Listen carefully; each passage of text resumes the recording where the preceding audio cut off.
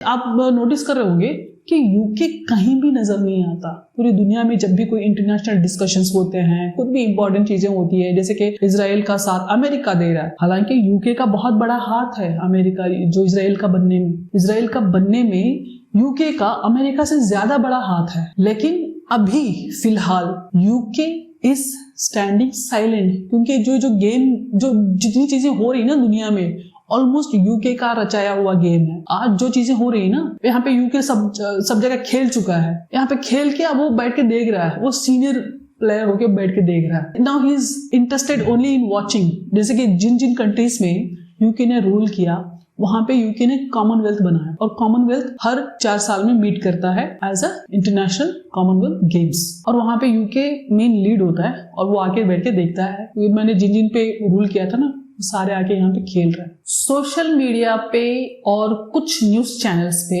अगर ईरान की जय जयकार खत्म हो चुकी है, तो लेट्स चेक द रियलिटी। मैंने पिछले वीडियो में भी बताया था कि जितने सारे इंफ्रास्ट्रक्चर डैमेज हो रहे हैं वो सारे मिडिल ईस्ट में हो रहे हैं, जो कि अमेरिका की जो एयर बेसेस हैं, जिन कंट्री में मिडिल ईस्ट में अमेरिका को बेसेस दिए हैं, अपनी जगह दी है इस्तेमाल करने के लिए अगेंस्ट ईरान, और ईरान में हर इंपॉर्टेंट इंफ्रास्ट्रक्चर पे जो डैमेजेस हुए हैं, अल्टीमेटली सारे डैमेजेस मिडिल ईस्ट में हुए हैं। ये मैंने अपने पिछले वीडियो में भी बताया था। मिडिल ईस्ट को कितना टाइम लगेगा इस सारे डैमेजेस को मेकअप करने के लिए? दुबई है, दुबई के पास क्रूड ऑयल था ही, लेकिन पूरे ओपेक कंट्रीज में भी क्रूड ऑयल था, और दुबई ने क्या किया, अपनी कंट्री को उसने एक मार्केट बना दिया। कोई भी लाओ अपना प्रोडक्ट यहाँ पे बेचो, कोई भी आओ यहाँ पे अपना बिजनेस करो और सिटीजनशिप ले जाओ, प्रॉपर्टी खरीदो, सिटीजनशिप ले जाओ। अलग अलग पॉलिसीज प्रोग्राम्स लाए ताकि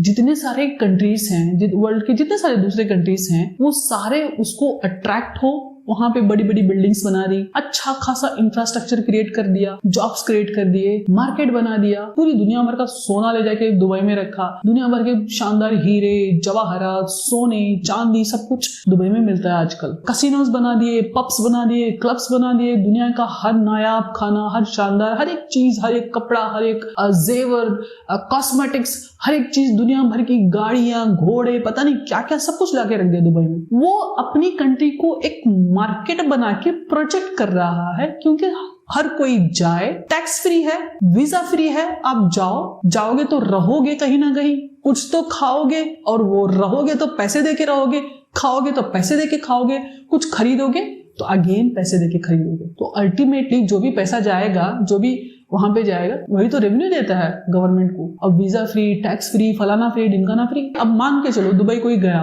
कम से कम 1-1.5 लाख रुपए तो खर्च कर दे। मैंने गरीबों की बात कर रही हूँ, अमीर लोग तो उनकी बात अलग है, वो जाते ही हैं पैसे खर्च करने, क्योंकि उनके पास पैसे होते हैं। अगर गरीब भी जाता है तभी 1-1.5 लाख रुपए खर्च कर देता है। उसने अपनी कंट्री को क्या किया, वीजा फ्री बनाया, मार्केट बनाया, दुकानें बनाई ताकि लोग आए।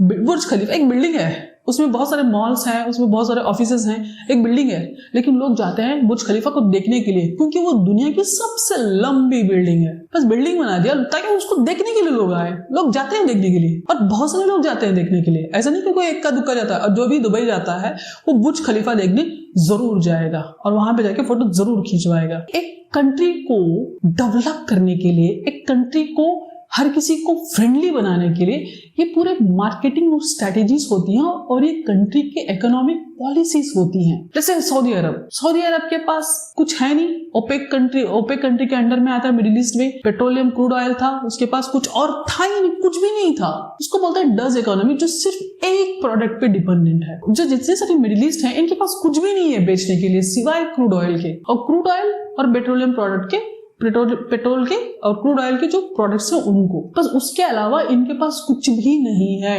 ये बस टूरिज्म क्रिएट कर सकते हैं। लेट्स से सऊदी अरब के पास क्रूड ऑयल के अलावा एक और एक्स्ट्रा चीज है, वो है वहां पे मक्का और मदीना, जो कि पूरी दुनिया से लोग जाते हैं हज और उम्रा करने के लिए। और हज और उम्रा करने के लिए जाएंगे तो डेफिनेटली कुछ ना कुछ तो स्पेंड करेंगे, वीजा के लिए पैसे देंगे, आप वहां पे जाओगे, वहां पे रहोगे 10, 12, 15 दिन जो भी है, आप वहां पे रहोगे, खाओगे, पियोगे, कुछ खरीदोगे, और वही उसको रेवेन्यू है। That is called tourism, that is called tourist revenue. और टूरिज्म के लिए इनको थोड़ी बहुत मेहनत करनी पड़ती है, और क्रूड ऑयल के लिए वो बस जब तक वो रिसोर्स है तब तक वो सर्वाइव करेंगे। अब इसके अलावा इनके पास क्या है? कुछ भी नहीं। अगर कोई भी किसी भी तरीके से किसी भी रीजन से अगर इनका इंफ्रास्ट्रक्चर डैमेज होता है, इसको मेकअप करने के लिए इनको सदियां लग जाएंगी, और इसके पीछे ये पूरी अपनी जिंदगी भी लगा देना तब भी इसका मेकअप नहीं हो पाएगा। और जितने सारे जो डैमेजेस हुए हैं मिडिल ईस्ट में, दे आर गोइंग टू पे for very long period of time. इसका एक बेस्ट एग्जांपल है जो यूके है ना, अलाइस में सेकेंड वर्ल्ड वॉर में, first and second world war में जब इसने पार्टिसिपेट किया था, UK has gone through extreme losses comparatively, जबकि यूके वॉन द वॉर। कहने को UK won the war, लेकिन after war UK lost so many of its colonies. UK lost India.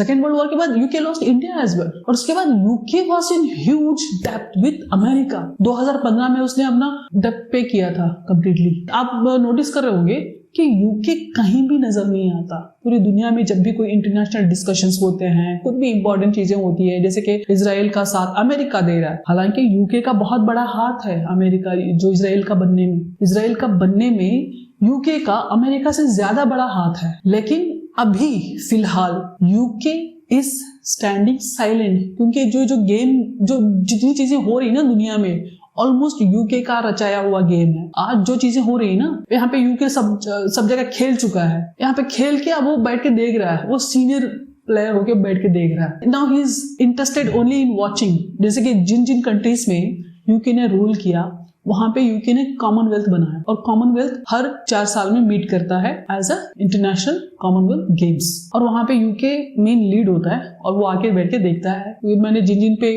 Rule किया था ना, सारे आके यहाँ पे खेल रहे हैं। तो कहने का मतलब ये है कि जो लॉसेस ईरान को हुए हैं, it is a huge losses. और उन लॉसेस में सबसे इंपॉर्टेंट क्या है कि ईरान के जो इतने इंपॉर्टेंट लीडर्स थे, they lost their lives.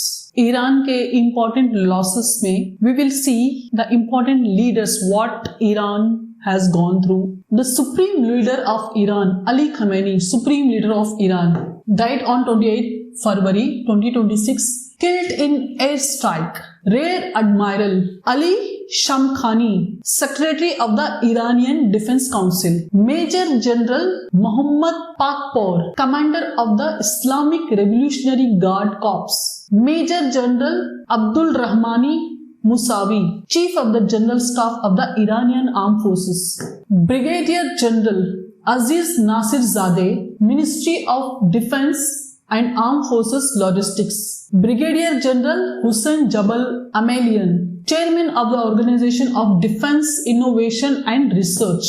Brigadier General Raza Muzaffari Nia, former Chairman of the Organization of Defensive Innovation and Research. Mohammad Basiri, Senior Intelligence Ministry official.